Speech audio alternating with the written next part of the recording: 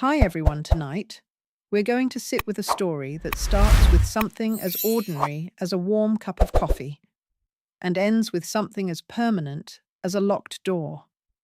You probably won't survive what happens if you trust the wrong people with your life, not unless you learn how to take it back, piece by piece. So before you get comfortable, take a moment to like the video and subscribe, but only if you really like what I do here. And if you're still with me, let me know in the comments where you're watching from and what time it is there. Now, turn off the lights, maybe turn on the fan for some soothing noise, and let's get started tonight. It began in a kitchen that used to smell like toast and orange marmalade, the kind of kitchen where I thought peace lived. The sun was warm on my back. The coffee was bitter, too bitter, the way Lisa's husband liked it. And for one brief second, I actually believed I might get through the morning without a wound. I was wrong. Grandma, my grandson Travis, said in the same tone you might use to ask someone to pass the salt, "Can I borrow your credit card again? It's just for a thing I need, like 5 grand." I didn't flinch, not even a blink. I simply said no. And that's when Lisa struck. Not with a slap. Not with words, at least not at first. Just a single flick of her wrist. She tipped the steaming mug of coffee right into my lap. The heat tore through my pajama pants before I could move. I gasped more in disbelief than pain. The mug shattered when it hit the tile floor, and for a moment, the only sound was the quiet hiss of my dignity evaporating into the steam. Lisa didn't even look sorry. "If you're going to be selfish," she said, folding her arms, "then maybe it's time you leave." A pause. Then the real dagger. "We're not running a charity, Mom." That word hit harder than the coffee. Charity. Like I was some failing non-profit she'd been reluctantly funding since my hip replacement. I looked down at the spreading stain on my lap. Coffee pooling on the floor. One piece of the broken mug landed next to my foot, blue flowers on white porcelain. Something once beautiful. Lisa just kept going. "Either give Travis what he needs, or you're out of here by sunset." My legs were still stinging. But the sting was nothing compared to the quiet calculation in her eyes. I wasn't her mother. In that moment, I was a resource, a retirement plan, a walking bank account she was done waiting on. "You've got money," she said, shrugging. "You've been sitting on it since Dad died. You don't even need it. I've been paying the utilities in this house," I said, my voice shaking. "I never once asked you to pay for my prescriptions." Lisa's eye roll was almost cinematic. "You're lucky I let you stay here at all after your surgery. Remember, you couldn't even walk without help. I've managed your life since then." Managed. That's when I finally saw it. This was never about helping me. It was about control. Invisible strings had turned to ropes. Soft words into silent commands. One of the oldest fallacies in geriatric care is the myth of mutual gratitude. It's not always mutual, and sometimes it's not even gratitude. It's grooming. She thought she was in charge. And maybe she had been, but not anymore. I stood there, legs stinging, breath shallow, and realized I was done being someone's project. I walked slowly to the sink, ran cold water over my hands, took one long breath. Then I turned back and said it. "I'll be gone before sunset." Lisa blinked. For the first time that morning, she looked like she didn't know what to say, because the one thing she never expected was that I might just walk away, that I'd finally figured out that quiet doesn't mean weak, and that sometimes dignity is worth more than $5,000 and a burnt lap. One quirky fact here in case you're curious: the hottest part of a freshly brewed cup of coffee can reach up to 185 degree, 85 Celsius. That's more than enough to burn skin within seconds. But here's a fact they don't tell you in the nursing guides: betrayal burns longer. I didn't cry. I didn't yell. I just walked back to my guest room. It wasn't really mine, of course. Nothing in that house really was. But for now, it was still the only space she hadn't locked, and I intended to leave it by choice. Because old age doesn't mean surrender, and sometimes the only way to keep your dignity is to walk away from the people who think they're entitled to burn it. The first thing I noticed when I got back to my room was the silence, not the kind that comforts. not the kind that makes you want to nap under a ceiling fan with a good book. No. This was the kind of silence that creeps up behind you, covers your mouth, and asks, "Are you sure anyone's still listening?" I sat down slowly on the edge of the bed. My legs were still damp, still smarting. The pajamas I wore had that scratchy, old cotton feel clinging to my thighs, where the coffee had scalded through. I didn't even bother changing. I wasn't staying long enough to make it worth the trouble. I stared at the framed photo on the nightstand, Lisa and me at her college graduation. Her smile was bright, her cap crooked. She looked like a daughter I used to know. I looked like a mother who believed she mattered. Turns out both were illusions. A few hours ago, this room had been a haven, the little nest they'd let me borrow while I recovered. That was the word Lisa used, recover. But I wasn't recovering anymore. I was realizing this wasn't sanctuary. It was storage. I reached up to the shelf in the closet, fingers trembling from both pain and clarity. My suitcase was still there, brown faux leather edges scuffed from years of use. I hadn't touched it since I moved in after the hip surgery. I'd told myself I'd be here just a few months, that once I got strong again, I'd find my own place. It wasn't supposed to be permanent, but that's the trick, isn't it? They don't trap you with bars. They trap you with dependency dressed up as help. You let them hold the leash just until you can stand again, and then one day you realize the leash is made of law and love and 1,000 little favors you didn't ask for. I dragged the suitcase down, using the dresser for balance. My hip gave a little protest, but nothing I couldn't handle. I'd survived worse. Years in the ER, a marriage that had its valleys, and the kind of grief that makes time slow down. I'd lived through it all, but living under Lisa's roof that had broken me in a quieter, meaner way. No slamming doors, just small withdrawals of power, of privacy, of personhood. I opened the bottom drawer where I kept my socks, and more importantly, my records.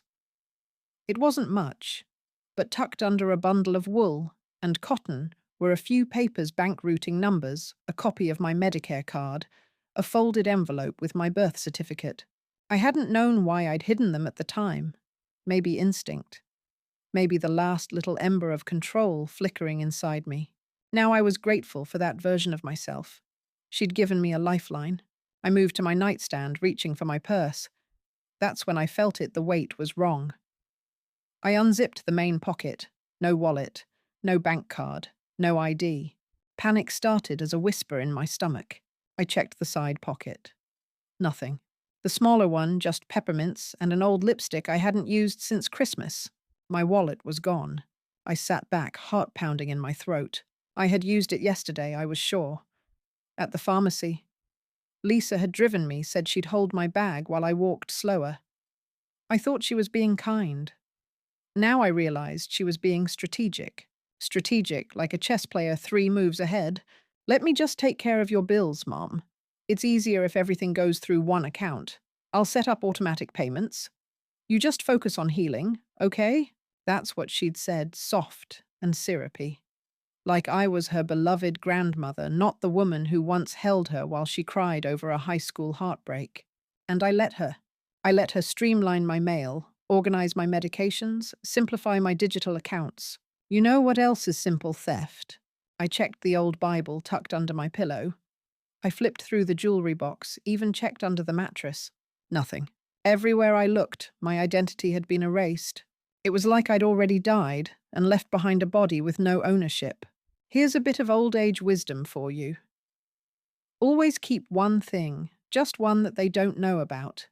A hidden envelope, a backup key, a bank account they never had the password to. Because love sometimes forgets, but control always remembers where it left its leash. At that moment, I remembered something else, Gerald. Retired attorney, lived next door for years, still brought lemon cake every other Sunday. I scrolled to his name on my phone and hit call. He picked up on the second ring. Ruth, he said. Everything all right? No, I replied. But it will be. The words surprised even me. And here's a random fact to lighten the mood: sloths can hold their breath longer than dolphins. Isn't that wild, sloths? The same creatures who barely move. Sometimes staying still is how you survive. When I hung up the phone, the silence came back. But this time it wasn't the same. It wasn't empty. It was preparing. I pulled out my notepad, the one I used for grocery lists when I still had a kitchen of my own.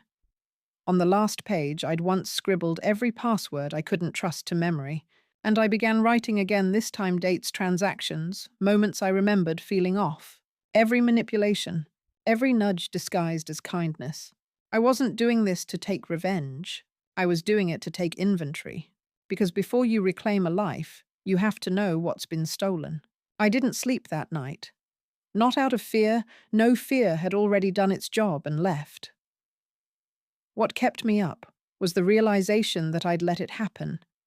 I'd let her tie the ropes gently over time, calling them support lines while slowly turning my world into a fishbowl. And I'd smiled through it, said thank you, said I'm lucky to have you. Lucky, like a stray cat grateful for food, even if it came with a leash. At around 4 a.m., I zipped the suitcase shut. It made a soft final sound, one of those mundane noises that feels important when your life's about to shift. There's a kind of sacredness in packing. Folding the shirt you wore to a funeral, the sweater you wore the first time you met your grandson. It's the soft kind of heartbreak, quieter than crying. I grabbed my coat, too thin for the weather, but too familiar to leave behind, and sat on the bed waiting. Not for someone to stop me. Just for the sun. The house remained still. No footsteps, no questions. That's how I knew I was making the right choice. At exactly 6:42 a.m., I opened the door to the hallway. The light had that blue-tinged early morning hush to it. You know, the kind the world hasn't had coffee yet, so it walks quietly. I walked down the hall slowly, my suitcase rolling behind me like a faithful pet. I passed Travis's room. His door was shut, probably still asleep, tangled in sheets and entitlement. I passed Lisa's office. The light was on. She was probably awake, scrolling her phone, reading one of those minimal mommy blogs about boundaries and self-care. I wanted to laugh, but laughter felt expensive just then. No one came out. No one said goodbye. And that's when I realized I wasn't leaving family. I was leaving tenants. Tenants of my patience, my generosity, my name. And I wasn't evicting them. I was simply removing myself from the lease. I stepped outside. It was cold and damp and smelled like wet pavement. The sky hung heavy, pale, and wide, like a washed-out sheet. Gerald's car was already parked at the curb. He got out slowly. Navy windbreaker pressed slacks shoes that had seen many seasons. "You ready?" he asked. I nodded, though ready didn't quite fit. I was prepared, but ready, that would come later. As I settled into the front seat, I noticed something strange. I felt light, not happy, not brave, but unanchored.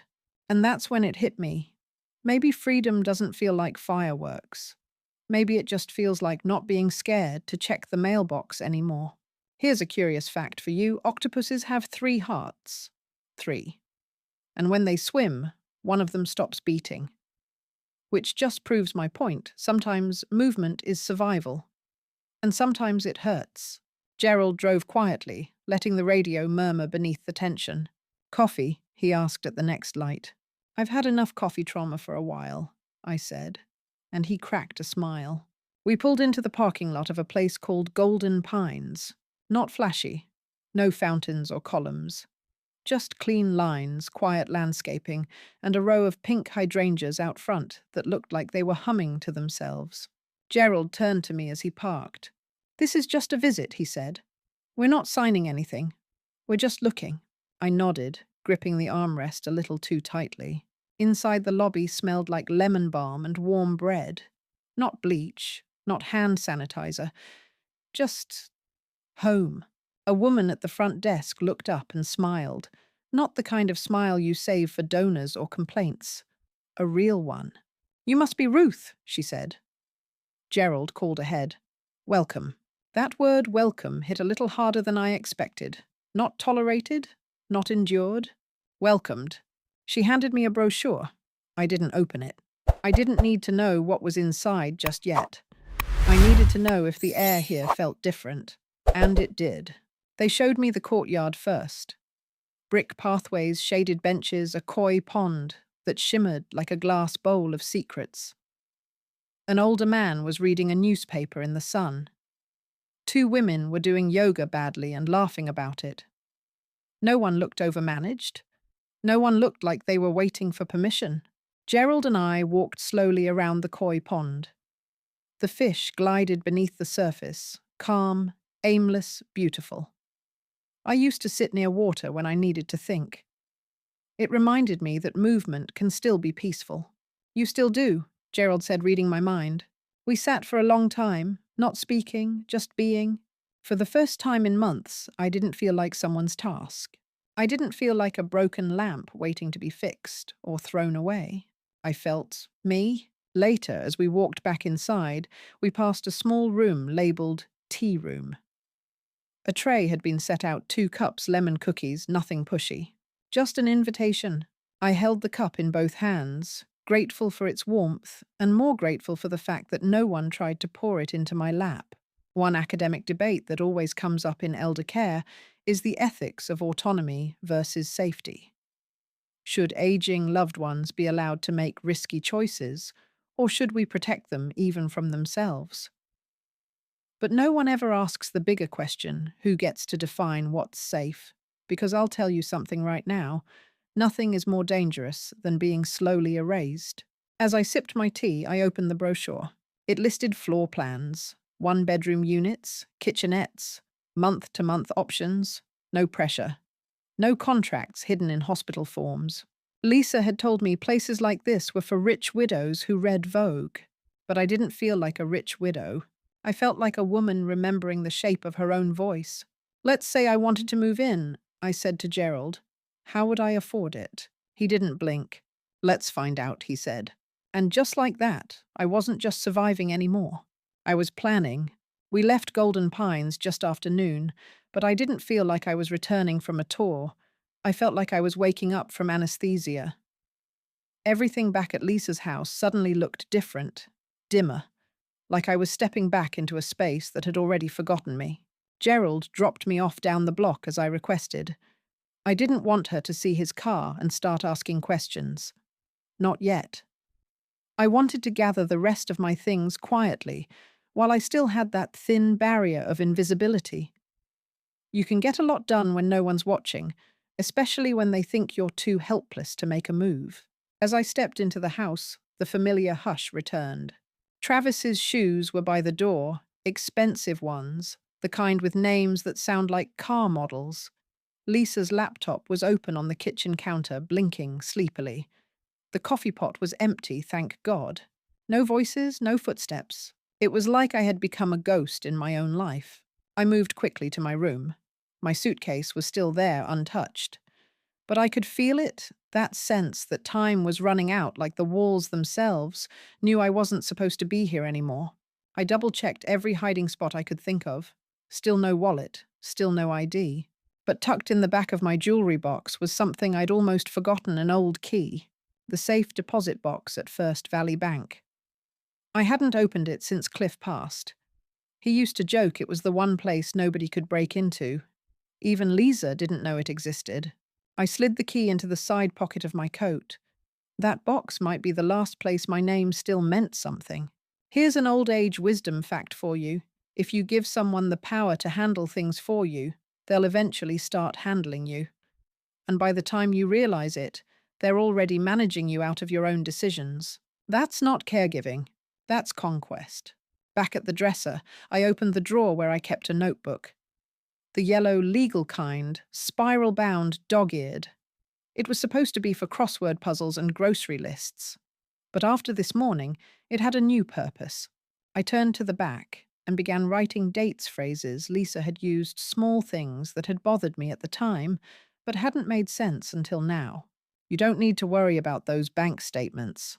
I already talked to the pharmacy, they sent your refill to my number. I told the neighbors you weren't feeling up to visitors.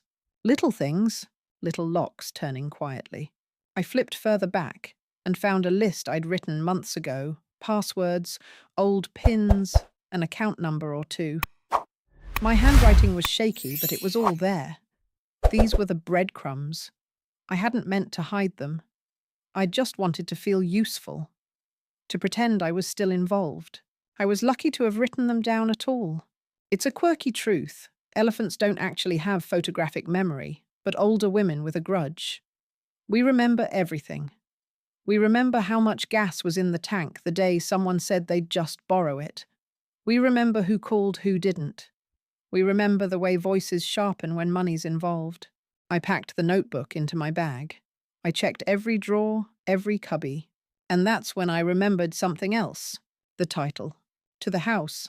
Lisa had insisted we transfer it into my name to help with medical paperwork. I hadn't thought much of it, just another document to sign while I was half conscious in a hospital bed with an ice pack on my hip and a Percocet in my system. She said it would help with insurance claims. She said she'd take care of the filing. And like a fool, I believed her. But I also remembered one thing I didn't sign: power of attorney. She never had that, which meant, legally speaking, the house was still mine. Not just sentimentally, not just Mom's old place, mine. Let the paperwork speak, Gerald had said, and it was about to.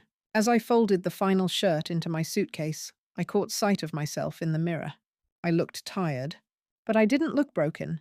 There's a popular academic theory in elder sociology, the dependency trap.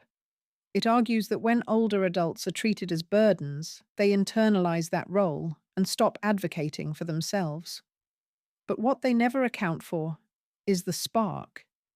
The moment when tired becomes done. When patience becomes strategy. This was my moment. I pulled out my phone and texted Gerald, leaving in 10. Can you meet me back at the bank? Have something important. He responded in under a minute, already waiting in the parking lot. Let's do this. As I zipped up the suitcase, I realized this wasn't just about reclaiming a house.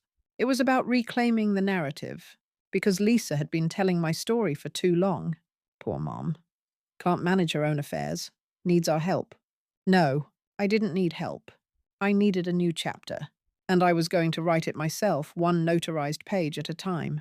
Gerald was waiting by the curb in his car engine idling when I stepped outside. He rolled down the passenger window and gave me a once-over, not judgmental, not pitying. Just checking. The way you do when you're making sure a friend really has all their armor on. You good? He asked. I'm dressed and walking, I said. That's the best I've done all week. He opened the trunk without a word. My suitcase thunked in with finality, and I slid into the passenger seat. As the car pulled away from the curb, I didn't look back. Not once. Some exits deserve to stay faceless. We headed straight to First Valley Bank, the small branch just past the library, and across from that diner where the coffee tastes like regret and burnt hope. I'd avoided this place ever since Lisa said she'd moved everything online. She made it sound like a convenience. Now I knew it was camouflage. Inside the bank, the scent was a strange mix of old paper printer ink and stale peppermint. The kind of place that hasn't changed since 1993 and refuses to apologize for it. Can I help you? The teller asked, too bright for 9 a.m. Gerald stepped in. We need access to a safe deposit box. Ruth Langley. The woman nodded. She didn't even blink when she saw my ID was missing. Gerald had pre-called and confirmed everything. The bank manager came over with keys, and Protocol walked us to the vault and left us in peace. The box slid open with a satisfying click. Inside were a few simple things: a manila folder, a small velvet pouch, a letter in Cliff's handwriting, and a clean title deed with my name on it. I held it like a holy object. Not because it was valuable, but because it was proof I still existed. Here's your old age wisdom of the day: people can rewrite the story of your life if you don't keep a hard copy. I tucked the folder into my bag. Gerald was waiting outside, leaning against the wall like some noir detective with a law degree. I handed him the envelope, without a word. He peeked inside and gave a soft whistle. This is it. This changes everything. Only if we do something with it. He looked at me a long moment, then smiled, spoken like someone who just got her voice back. We didn't go home after that. We went straight to his house. He brewed coffee, real coffee, not the hostile kind, and laid out manila folders like a general preparing for battle. This, he said, is how we draw a line. He pulled out forms I didn't recognize: irrevocable trusts, account access limits, fraud protection orders. Legal spells, basically. Not flashy, but powerful. We sat down at his dining room table, still sticky from a forgotten coaster, and got to work. I pulled out my yellow notepad and started flipping through pages. Everything I'd written was there: the strange charges, the mail that never came, the bills with someone else's name listed as responsible party. I even wrote down the date Lisa took my purse at the pharmacy the last day. I remember seeing my wallet. Gerald read through the list like a surgeon. Focused. Quiet. "You kept all this?" he asked. "Not on purpose," I replied.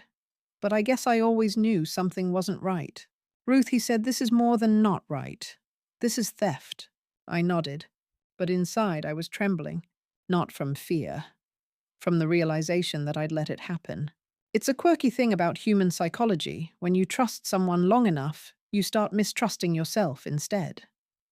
You ignore the gut feelings, the quiet alarms, the way their words don't match their actions. You tell yourself you're being paranoid until you're standing in a lawyer's kitchen highlighting bank statements with someone else's fingerprints all over your life. We made copies of everything, printed new forms, laid them out in stacks like a paper trail of every favor that slowly chipped away at my freedom.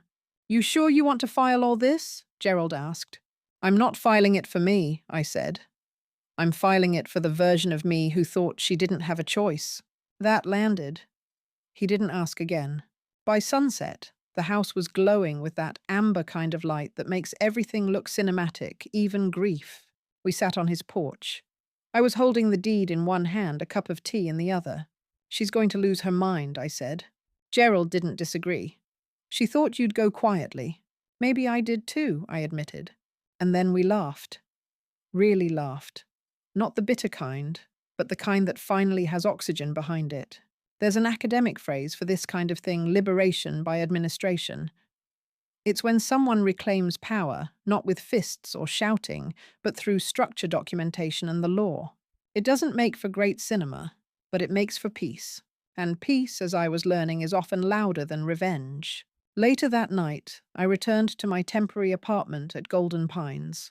My things still fit into one small room, but my soul, it was finally stretching.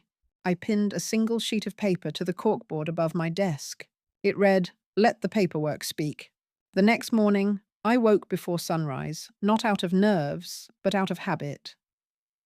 It's hard to sleep in when you've spent 30 years working night shifts in an emergency room.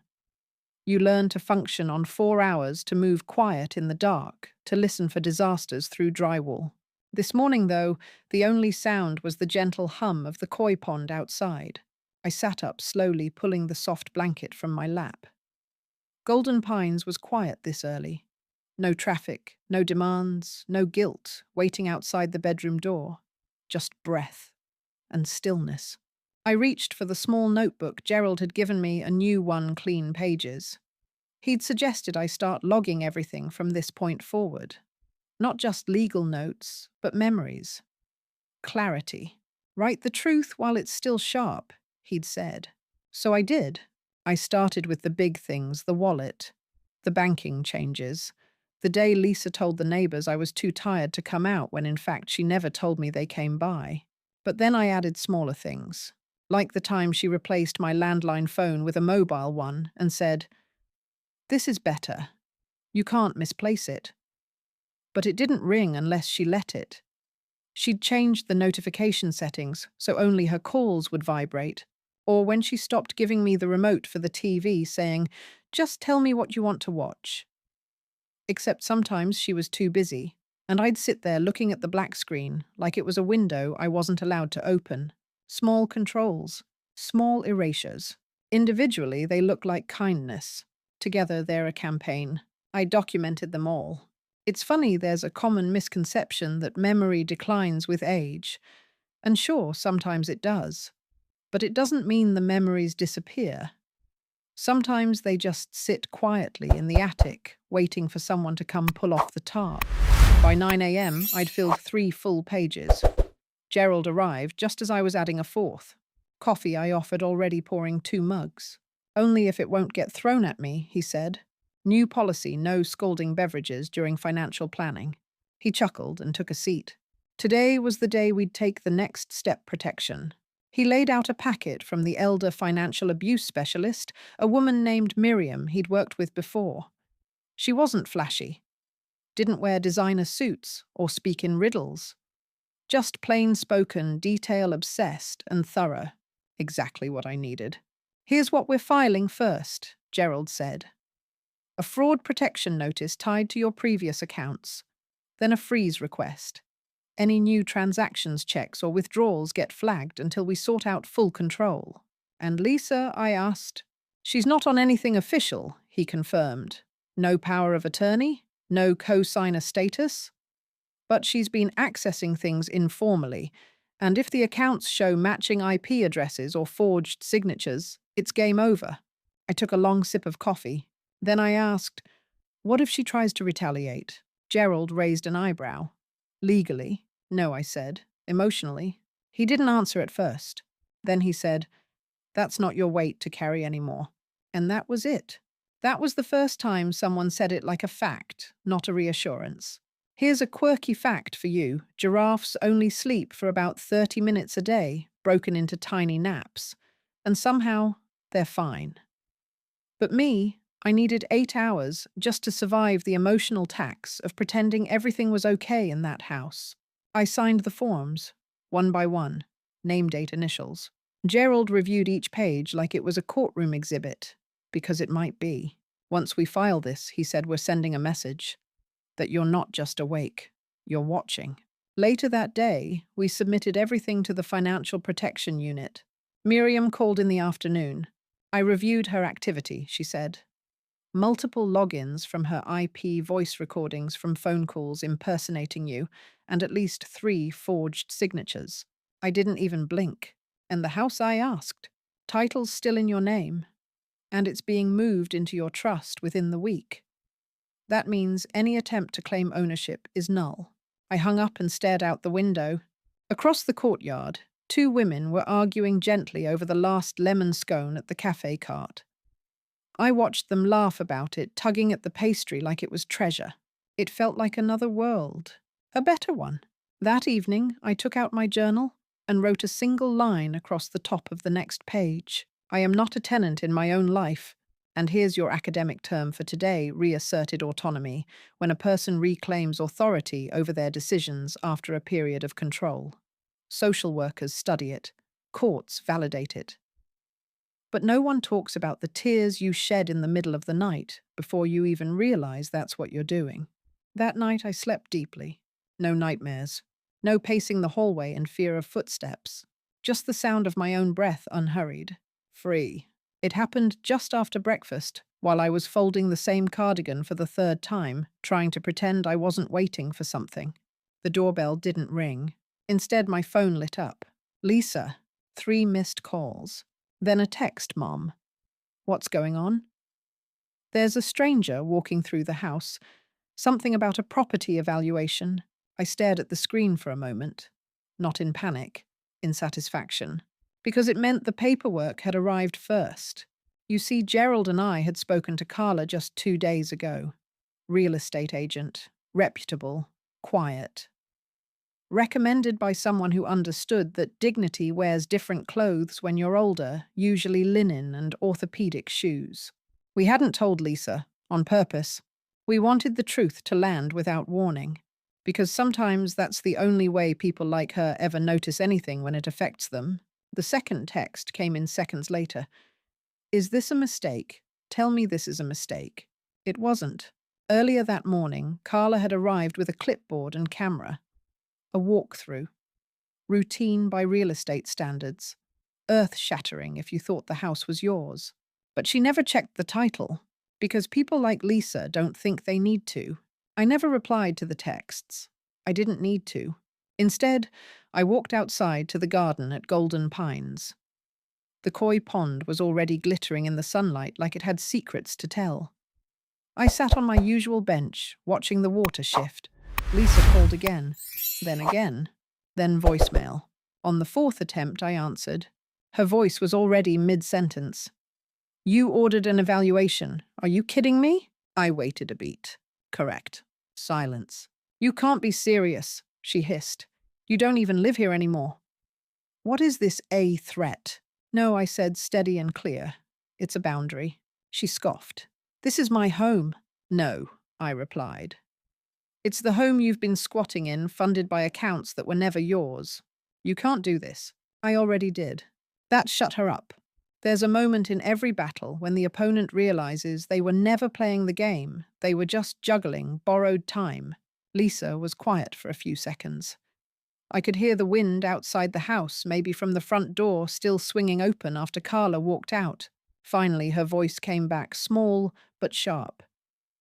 You're being cruel. I didn't argue, didn't defend. Instead, I said the line that ended the conversation. You only miss me now that I said no. And then I hung up, not out of anger, out of certainty. That's what people forget. Certainty is louder than shouting. Later, Carla sent a polite text, walkthrough complete. Client attempted interference, but I remained professional. Property has strong resale potential. I'll follow up tomorrow. I read it twice, then poured myself a glass of lemonade. Gerald called later that afternoon. She tried to call me too. Left a voicemail full of fire and vinegar. Let her burn through it, I said. She can't touch me now. He chuckled. You didn't even flinch. Why would I? She's just now hearing the goodbye I already gave her. Here's your old age wisdom for today. You don't need to announce you're done. You just need to stop showing up. And here's your quirky fact. Flamingos can only eat with their heads upside down. The world is weird like that. Sometimes the only way to find your strength is to flip the whole perspective. That night, I slept with the window open again. Golden Pines was especially quiet, and the breeze had that early summer smell to it, green, humid, full of things growing. Not once did I dream about Lisa. Not once did I wonder if she'd call again. Because I already knew the answer. She would. But I didn't have to pick up. Because sometimes power isn't the ability to fight. It's the right to ignore. 2 mornings later, I was in the community library at Golden Pines when I saw her. Lisa. I didn't hear her name first. I felt her presence like cold air suddenly flooding a warm room. The receptionist didn't flinch, bless her, just picked up the phone and rang my room. There's a Lisa here to see you, she said. I didn't hesitate. No, but you can let her know I'm watching. I hung up before she could respond. Then I stood and moved softly toward the sunroom just off the lobby-tinted glass perfect view. From there, I could see everything without being seen. Lisa was in the foyer pacing. Tight jeans, red blouse arms, swinging like she was trying to fight the air. Behind her, Travis slouched like a forgotten shadow hands jammed into his hoodie pocket. They didn't look angry. They looked panicked. I sat in a chair by the window, half hidden behind a ficus tree, and watched as Doris, the security lead solid as a brick wall in pearls, stepped out from behind the front desk. Lisa pointed wildly in the direction of the courtyard. She had no idea I was watching her through the glass. She couldn't even see me, and that was the power, not hiding out of fear, but choosing not to engage. Doris didn't raise her voice, just stood there steady as gravity. Lisa gestured harder. Travis looked at his phone. The front doors stayed shut. Golden Pines didn't do drama. They did boundaries. I stayed where I was, hands folded, breathing slow. You know what people like Lisa never expect? Silence. Chosen silence. The kind you wrap around yourself like armor. She thought she could come here and guilt me, or scare me, or maybe beg if all else failed. But when begging doesn't work, people like her resort to rage. Lisa mouthed something I couldn't hear it through the glass, but I saw the shape of it, Mom. I didn't move. She stepped forward, and Doris calmly extended a hand, pointing back toward the parking lot. I watched Lisa's face fold into fury. Travis muttered something and turned around first, maybe the smartest thing he's done in months. Lisa stood there, fists clenched. And for a second, her lips trembled, not out of sadness, out of shock. She realized I wasn't coming. She realized I wasn't hers anymore. They finally walked back to the car. The engine started. They drove away, and just like that, the air returned to normal. Inside the sunroom, I slowly walked back to the library and picked up my book. The tea beside me had gone cold. Didn't matter. I wasn't. Later that afternoon, Gerald arrived with his usual paper bag of bakery items, this time almond scones and 2 small tangerines. "She came," he asked. "Like a storm," I said, "but without any rain." "She say anything worth hearing?" "No. But I'm sure she expected me to say something worth forgiving." He raised his eyebrows. "You didn't even blink." "Nope." He smiled and handed me a folded napkin. "Then you're further along than most. Here's a bit of old age wisdom. You know the war is over when you stop explaining yourself." That night I wrote in my journal again. Not about the confrontation, about the peace after. I wrote, "When they came with fury, I stayed with peace. That's how you know it's over, when you don't need to yell back." I tore the page out, slid it into a small frame and set it next to my bed. Not as a warning, as a mirror. Because next time someone tries to make me feel small, I want them to see what reflection looks like on the other side of a locked door. Here's your quirky fact for the night. Jellyfish have no heart, no brain, and no bones. But they still drift through oceans, lighting up the dark. Some days I feel like that. Drifting. But glowing, too. It arrived 2 days later in the mail, a small ivory envelope hand-addressed in that perfect cursive Lisa had always weaponized to seem softer than she was.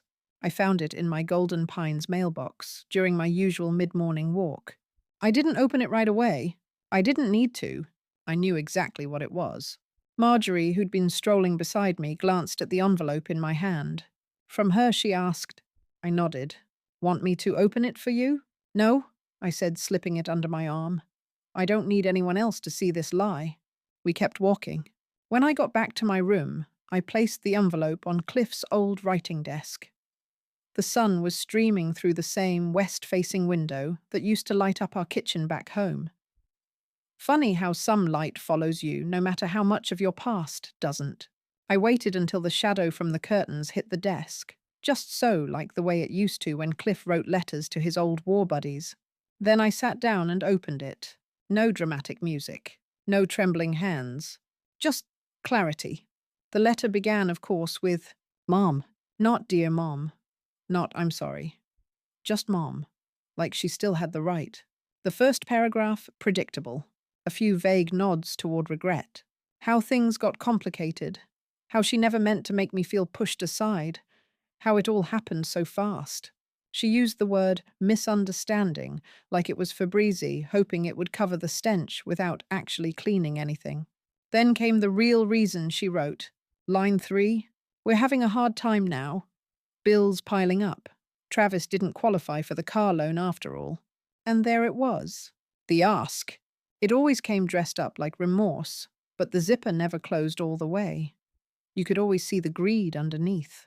I folded the letter gently, then reached back into the envelope. There was something else inside. A check, drawn from one of the joint accounts she had set up just to help manage the bills. Torn slightly at the corner. My name printed at the top. But not my handwriting, not my signature. 3500? Memo line car repairs. I hadn't written it, but she had kept it. Or forged it. Maybe both. The arrogance of it, slipping a fake check into an apology note, as if I would cash it and pretend we were okay again. As if guilt could still be bought in bulk. I folded the check in half. Then again, until it was small enough to feel like dust in my palm. Then I stood up, walked it to the front desk, and slid it into the shredder. Not a word, not a flinch. Just paper turning into ash. I left the empty envelope open on my desk like a carcass. A reminder that not every letter is meant to be answered. Gerald came by later with a box of lemon cake from the corner bakery. He spotted the envelope and raised an eyebrow. She tried again. I handed him the remaining half of the letter. He read it in silence, then handed it back. Still thinks you're a mark. Not anymore, I said. He nodded slowly, then poured 2 cups of chamomile tea. You're making space, he said, for something better. I didn't respond. Didn't have to, because I'd finally learned the truth. The most dangerous thing you can do to a manipulator is stay quiet. Here's your academic phrase of the day-informed detachment. The moment when you stop reacting emotionally, not because you're numb, but because you know better. And here's your quirky fact: penguins mate for life. But they still repropose every season by offering each other pebbles.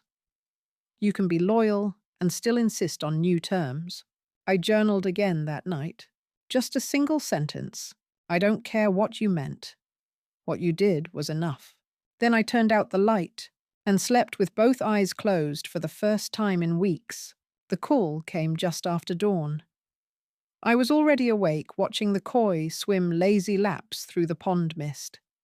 It had become my morning ritual, sitting with a cup of hot water and listening to the silence before the day cluttered it with opinions. Gerald's name lit up on my phone. He never called this early, unless something had shifted. Ruth, he said, calm, but firm. The trust just flagged another forged check. Same account, same fake signature. I didn't even blink. I know, I said. She sent me one last week. He was quiet for a second. Well, he finally said, now the bank knows too. Turns out Lisa had gone for one more dip into my old accounts. But this time the locks held. And she wasn't subtle calls from her number to the bank trying to confirm my balance. Her voice, her IP address, her desperation. It didn't take long for the specialist Miriam to submit a formal complaint to the Elder Protection Unit. And by noon, 2 plainclothes officers were sitting across from me at a table in the Golden Pines tea room. Not cops in uniform, no badge flashing. Just 2 quiet voices, 2 notepads, and a lot of gentle pauses. I handed them everything: photocopies of the journal, printed bank statements, the forged check she sent me, her old emails, screenshots, even the voicemail she left when she tried to gaslight me into believing I had made the mistake. You're not the first, Mrs. Langley, the younger officer said, but the other one added, you're one of the few who saw it early enough. I almost corrected them. It wasn't early. It was just early enough. And that's the thing. When it comes to financial abuse, most people don't catch it until the accounts are empty and the shame is full. But I had caught it in time, because somewhere deep inside the woman who once allowed Lisa to sign her pharmacy forms without question, there was a part of me that remembered who I used to be. A nurse, a mother, a damn sharp bookkeeper when I had to be. When they left, they took their time. Not in a hurry, not like they were chasing a criminal. More like they were listening to the silence that followed long-term betrayal. After they were gone, I didn't cry, didn't scream. I just returned to the garden, sat down in my usual spot, watched the fish swirl in gold and orange loops, calm and useless to the chaos above them. I thought about how Lisa used to say, "You're lucky to have me," usually after cutting off some small part of my world, my phone access, my mail, my voice. But she had forgotten something essential. I wasn't lucky to have her. She was lucky to have me, and she burned it. Here's your old age wisdom of the day. If someone always makes you feel like a burden, you are not family, you are financing.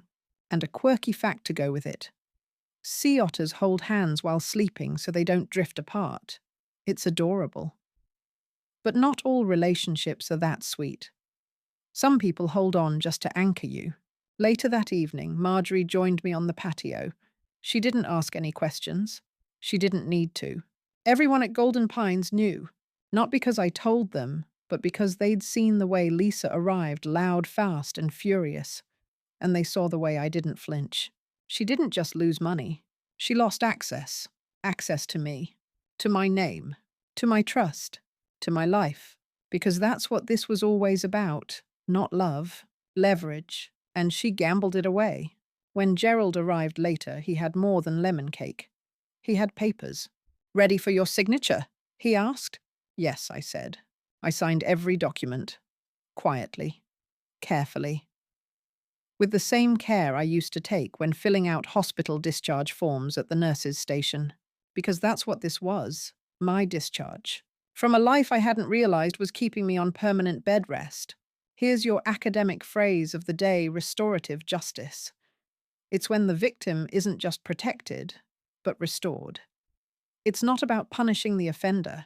It's about rebuilding the foundation they tried to steal.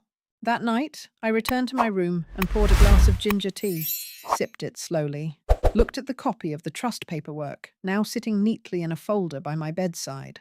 And I whispered something I hadn't said in a long, long time. I'm safe, not from Lisa. From the need to explain myself to people who only ever loved me when I was useful. It happened quietly, the way good endings do, not with a bang, but with a steady signing of forms at a sunlit porch table. Gerald arrived just after lunch, wearing his usual windbreaker and carrying a file folder that looked thicker than usual. He set it down beside the lemonade I had poured the condensation, leaving faint rings on the wood. "This is it," he said. "Time to move the house officially into the trust." The house, my house. The one Lisa lived in, decorated, ruled over like a throne she inherited, when in truth it had always been mine. The bones, the deed, the dusty spare bedroom with the quilt I stitched after Cliff passed. "You're sure?" Gerald asked. I looked at him then, at the pages between us. "Gerald," I said. She poured coffee in my lap and told me I was lucky to stay under her roof. "I'm sure." He smirked, flipping to the signature line. "Let's make it real." And so I did. Page by page, I signed it all, transferring the house into the Ruth Langley Irrevocable Living Trust. An ironclad designation. No loopholes. No sneaky transfers. No fine print where she could slide her name in again. This time the ink belonged to me. This time I read everything. There's an old-age truth that hits hard when you've lived a few decades. What you sign in moments of love, you will regret in moments of clarity. Well, this was clarity, cold and legal and righteous. "Done?" I said, sliding the folder back to him. "She's going to come unglued," he said. "Let her," I replied. "Unglued means exposed." He gave a low whistle, then leaned back in his chair. "You know I've seen this happen before," he said. "Not just daughters, sons, nieces, caregivers. They start with kindness. They end with control." I nodded, sipping my lemonade. "And they count on one thing I said." "What's that?" "That we'll stay quiet. That we'll be too tired or too ashamed or too old to push back." Here's your academic term for the day: anticipated compliance. It's when manipulators don't just hope you'll surrender, they build their plans around the assumption that you will. But I hadn't. Not this time. By the next morning, the title transfer had been processed. My name the only one on the deed. No Lisa, no power of attorney, no guardian. Just me. But that wasn't all. Miriam had been busy too. With her help, we submitted a formal request to freeze all activity on my previous accounts. Anything tied to my social security number, my old debit card, or those automatic payments Lisa claimed to set up for convenience was now on hold. Flagged. Investigated. I wasn't hiding anymore. I was documenting. At Gerald's suggestion, I also began assembling something stronger than memory: a timeline. Every transaction I didn't authorize. Every check I never signed. Every moment Lisa streamlined me out of my own autonomy. I printed my call logs, pulled my emails, even found the photo of the last real check I wrote, dated months before Lisa claimed I had paid for Travis's dental work. Funny thing about digital footprints, they don't lie. And here's your quirky fact of the day: wombats have cube-shaped poop. Scientists think it helps keep it from rolling away, which is strange, but honestly kind of brilliant. Sometimes even waste has boundaries. One afternoon, while organizing old folders, I came across something I'd forgotten I had. A letter from Cliff. It was tucked into the bottom of my keepsake box under a pressed rose from our anniversary, and a paper receipt for a pie crust he once made from scratch and refused to admit was burnt. The envelope read, "Only when you're tired of pretending you're okay." I opened it slowly. Just a few lines written in his patient, stubborn hand. "Ruth, if they ever make you feel smaller than the woman I married, don't argue, don't explain, just leave. You don't owe anyone the right to dim your light. Use what's yours." and make damn sure they can't take it again. Underneath was a check, $10,000, still uncashed, still folded perfectly. I laughed, not a bitter laugh, a real one that hurt a little in my ribs but felt good in my chest. Because even in death, Cliff had seen it coming. I called Gerald. Still got room in that folder, I asked. For you, he said. Always. Let's sell a house, I said. And open a trust they can't touch. Even better, he said. Let's remind them you were never theirs to begin with. Lisa always thought she'd get the last word. That was her signature move, overwhelming, wordy, guilt-laced monologues, where apologies were just coupons for the next demand. And me, I used to listen, nod, shrink. Not anymore. This time the letter came first. A thick, glossy envelope, delivered by certified mail to her doorstep, because sometimes silence needs a legal stamp. Inside was a formal notice from the law office managing my trust. Effective immediately, Lisa Andrews is no longer authorized to access any accounts, properties, or financial records belonging to Ruth Langley. That was it. No dramatic monologue. No warnings. Just boundaries. It must have hit her like cold air in an empty room. She called me 7 times that day. I didn't answer. On the 8th, she left a voicemail. Her voice was high, frantic, sharp, around the edges like broken glass. Mom. This is ridiculous. You're listening to him instead of your own daughter. Do you even understand what you're doing? You're throwing away your family. Family. She said it like it was a sword and a shield. Like that word alone should erase everything she'd done. The silence, the control, the scalding coffee. But family is not immunity. It's a privilege, and she lost it the moment she traded my care for control. I forwarded the voicemail to Gerald.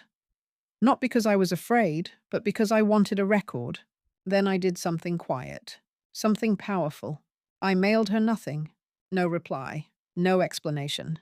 Just the sound of paper being filed in a cabinet she'd never access again. Gerald called later. She got it, didn't she? Oh, she got it, I said, sipping chamomile tea from the chipped mug I refused to throw away. You didn't even flinch. Why would I said. I've already buried the version of me that would have explained herself. That night I slept with the windows open. Again, it smelled like rain. Soft, honest rain. And in my dreams, I was standing in the foyer of my house, holding a ring of keys I never gave away. Lisa was nowhere. Just echoes. The next morning I found another envelope, slid under my door, white, handwritten. No return address, but I didn't need one. It was her.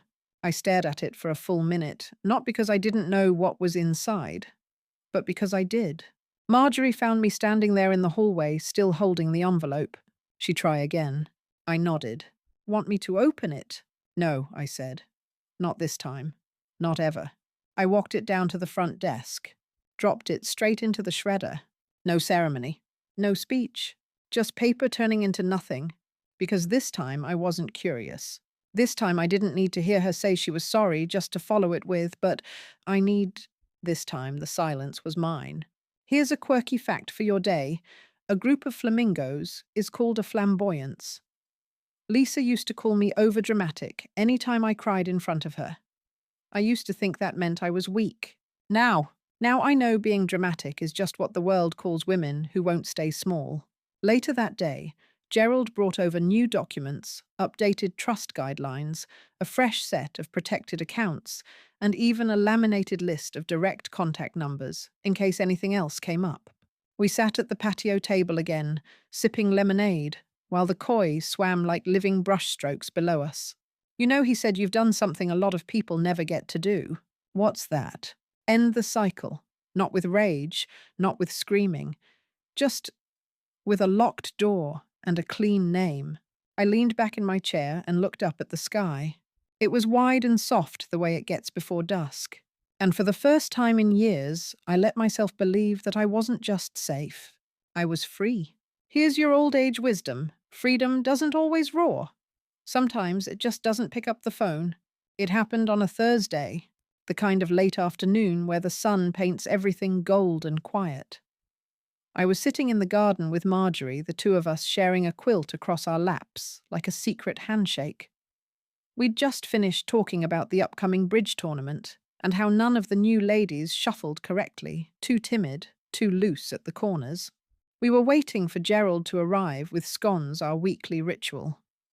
I was in the middle of pouring the tea when I saw them, Lisa and Travis, walking up the winding brick path toward the front entrance of Golden Pines like they were coming to claim something that had never been theirs. Lisa's stride was sharp, angry. Her heels clicked like they were trying to slap the sidewalk. Travis lagged behind his hoodie, slouched over his head hands, deep in his pockets.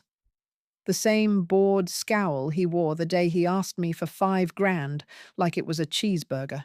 I didn't move, didn't flinch. The security guards saw them before they even reached the doors. Doris, our lovely, eagle-eyed, no-nonsense Doris, stepped out from behind the desk like a calm wave rolling in. She didn't raise her voice, didn't ask questions. She simply stood there. Lisa tried to push past. I could tell even from across the courtyard. Her arms cut the air like knives pointing toward the back garden. Her mouth moved fast. Too fast. Probably rehearsed. But rehearsals don't work when no one gives you the stage. I watched from my bench. Calm. Present. Marjorie looked over. Should I call Gerald? No, I said, my voice like still water. Let her see me. Lisa spotted me through the glass doors. Her eyes narrowed. She took a step forward. Doris blocked her path with a quiet grace only a woman of a certain age can master. Lisa gestured harder. Her voice got louder. I still couldn't hear the words, but I didn't need to. I knew every line of that script. Mom, just talk to me. You're making a mistake. You don't understand what you're doing. But this time, she was the one behind the glass. This time, I was the one deciding whether or not to open the door. And I didn't. Travis finally noticed me too. Our eyes met for a second. No guilt in his face. No regret. Just panic. Because the ATM had stopped spitting bills. And the woman he used to see as bank account with legs was sitting peacefully in a garden next to a koi pond, wearing a cardigan and no longer reachable. Doris pointed calmly toward the parking lot. Lisa said something else. Her face had gone pale under the rage. She turned on her heel and stormed out. Travis followed. The doors closed behind them. Soft. Silent. Final. I reached for my tea. It was still warm. Marjorie exhaled slowly. You didn't even blink. I smiled. I already said goodbye. They're just now hearing it. Gerald arrived 15 minutes later. Scones in one hand, a small bouquet in the other, daisies, and something pale lavender. She come again. She tried, I said. She learn anything. I took a bite of the scone. Yeah, that I'm no longer afraid to choose myself. Here's your old age wisdom of the day. When they come back to check the door, and it's still locked, that's when they start to believe you mean it. And a quirky fact, turtles can breathe through their butts. I'm serious. When hibernating, some species absorb oxygen that way, which just goes to show you never know how someone's surviving until you really look. That night I didn't journal. I didn't need to. The line was already written in my head. They came with fury. I stayed with peace. That's how you know it's truly over. And for the first time in a long time, I didn't feel like I'd won something. I just felt untouchable. 2 days after the last visit, if you could even call it that, a second envelope appeared in my mailbox. No stamp, no return address. Just like the last one, slid under my door by a hand that still believed in theatrics over truth. The handwriting gave it away instantly. Lisa. I stared at it, not with dread, but with the same energy you give to something you've already labeled unopened in your mind. Like a birthday card from a cousin who only ever calls when they want something. I walked it to the shredder, but I didn't destroy it immediately. This time I was curious not about her words, but about her strategy. So I opened it. Inside, predictably, was another letter. And another check. This one smaller, $800. From the same joint account I'd frozen a week ago, which meant she had written it before the freeze hit. Still trying to cash out before the walls finished closing in, the letter began as they always did. Mom, nothing new. No revelation. Just recycled regret and a worn-out apology laminated in blame. I didn't mean for things to go this far. We've just been under a lot of pressure. Travis is going through so much right now. But the center of the letter held the real prize. We're just hoping you'll reconsider. Maybe you can help us cover the last few payments on the truck. It's in your name anyway. Ah, there it was. Not a letter, a leash. But she hadn't realized something crucial. That leash no longer fit. I folded the check. Twice, then again, and once more, until it was as small as a matchbook, but far less flammable. Then I walked it not to the shredder this time, but to Gerald's file box. I want it catalogued, I told him. Proof of persistence. He nodded. You're building a hell of a case. I'm building a wall, I corrected, between me and the version of myself who used to make excuses for her. That afternoon, we reviewed the latest case notes with Miriam. The bank had traced not one, not two, but 7 attempts at unauthorized access to my old account. 3 from Lisa, 4 from Travis. One of them included a voicemail in which Lisa had actually said, "It's my mum's account, but I do all her banking now." She said it to a machine, Miriam said, wide-eyed. That's basically a confession, bold Gerald muttered. Or stupid. Here's your academic phrase for today: self-incriminating behavior under perceived immunity. People like Lisa don't think they're breaking rules because they've rewritten them in their heads. They think love is a free pass. That family is a warranty. But family doesn't excuse theft. Love doesn't override consent. The next morning, I received confirmation that the financial abuse case was moving forward. Investigators were preparing formal interviews. The trust was sealed secure. The house, the accounts, the name, mine. Golden Pines felt even quieter that day, but not the lonely kind, the settled kind. I wandered into the crafts room and helped one of the ladies repaint a ceramic vase. I'd never been artistic, but there was something satisfying about choosing the color this time. I got to choose. Later, Gerald and I sat outside under the pergola, the sky just starting to move toward evening. You realize, he said, passing me my tea, you just did what most people don't. What's that? You took back a life that someone thought they owned. I stared out over the koi pond. The fish moved in lazy, peaceful loops. Unrushed, unclaimed, free. You think she'll try again? I asked. He shrugged. Probably.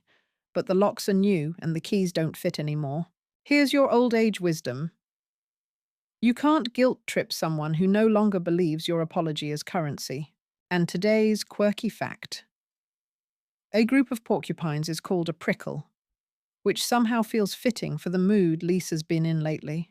That night, I placed the empty envelope from her latest letter in a drawer, not as a keepsake, as a reminder that when people show you who they are, believe the second time. The final call didn't come from Lisa. It came from the Elder Protection Unit.